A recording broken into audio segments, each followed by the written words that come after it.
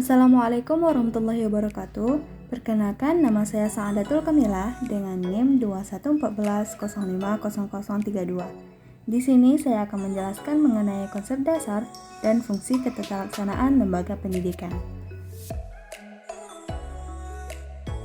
Tata laksana merupakan proses kegiatan pengelolaan surat menyurat yang dimulai dari menghimpun, mencatat, mengolah, menggandakan, mengirim, dan menyimpan semua bahan keterangan yang diperlukan.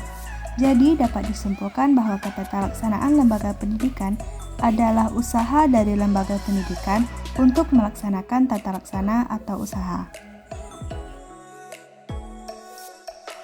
Kemudian mengenai konsep dasar lembaga pendidikan, yang pertama menyangkut administrasi kurikulum, yang kedua menyangkut administrasi murid, yang ketiga menyangkut administrasi personil, yang keempat menyangkut inventaris sekolah mengenai pekerjaan surat menyurat.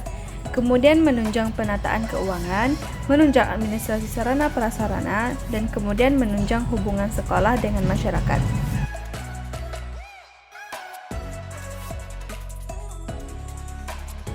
Selanjutnya, fungsi dari ketatalaksanaan lembaga pendidikan adalah yang pertama, memperlancar pencapaian tujuan pengajaran, kemudian memperlancar kegiatan pencatatan siswa dari proses penerimaan hingga murid tersebut keluar dari sekolah.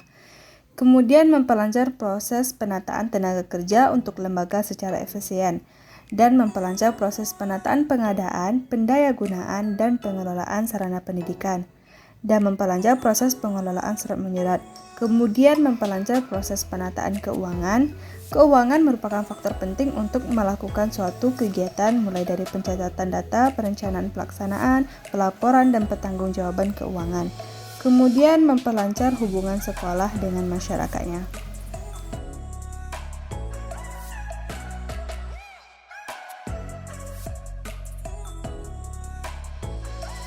Selanjutnya kita akan membahas tentang tugas dan fungsi kepala tata usaha. Tugas dan fungsi kepala tata usaha adalah mengarahkan tenaga administrasi sekolah agar mampu memberikan pelayanan administratif secara prima serta melaksanakan pelayanan 7K, yaitu kebersihan, kesehatan, keamanan, ketertiban, keindahan, kekeluargaan, dan keindahan. Untuk melaksanakan kegiatan itu semua, perlu dibuat program kerja yang sistematis, terarah, jelas, realistis, dan dapat dilaksanakan oleh petugas ketatausahaan agar pelayanan kepada guru, karyawan, siswa, orang tua siswa, instansi terkait, dan masyarakat lainnya dapat berjalan seoptimal mungkin.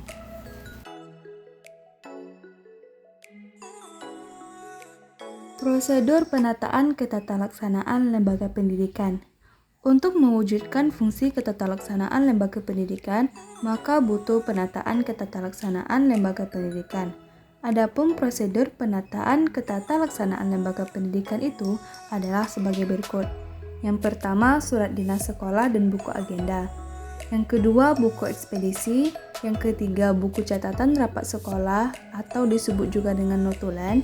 Kemudian buku pengumuman, kegiatan administrasi yang didindingkan, dan administrasi keuangan sekolah.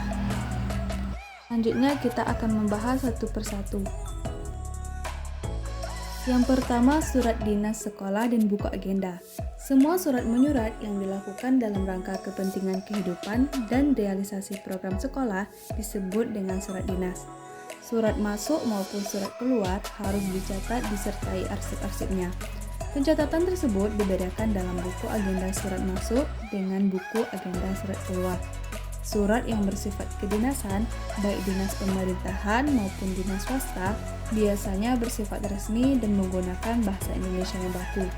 Sedangkan buku agenda berfungsi sebagai catatan keluarnya surat dengan pencatatan nomor urut surat keluar, kemudian tanggal surat keluar, alamat surat atau kepada siapanya, kemudian pokok isi surat, beserta keterangannya.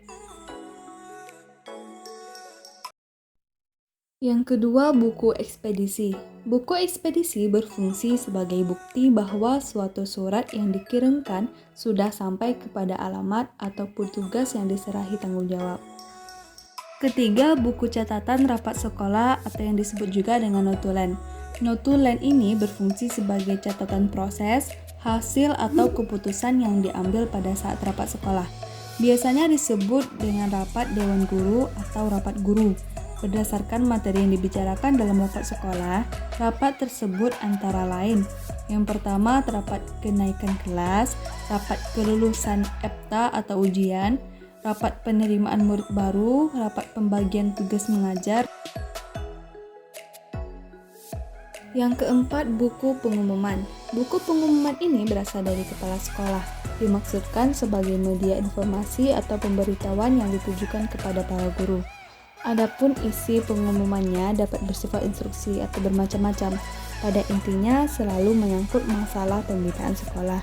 Setiap guru yang sudah membaca pengumuman tersebut diwajibkan membubuhkan tanda tangannya sebagai tanda bahwa ia telah membacanya.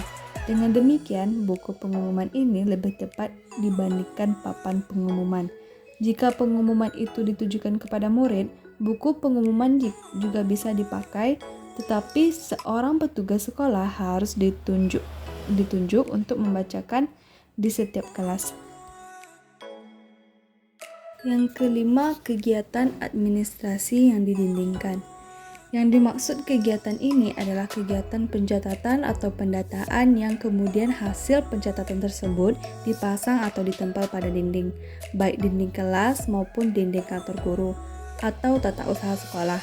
Kegiatan semacam ini lebih dikenal dengan administrasi yang didindingkan. Yang terakhir, administrasi keuangan sekolah. Setiap unit kerja selalu berhubungan dengan masalah keuangan. Demikian pula sekolah. Perihal keuangan sekolah pada garis besarnya berkisar pada uang sumbangan pembinaan pendidikan atau yang kita sebut dengan SPP, kemudian uang kesejahteraan personil, gaji, serta keuangan yang berhubungan langsung dengan penyelenggaraan sekolah, seperti perbaikan sarana. Mungkin sekian yang dapat saya sampaikan, semoga dapat dipahami. Terima kasih sudah menonton. Assalamualaikum warahmatullahi wabarakatuh.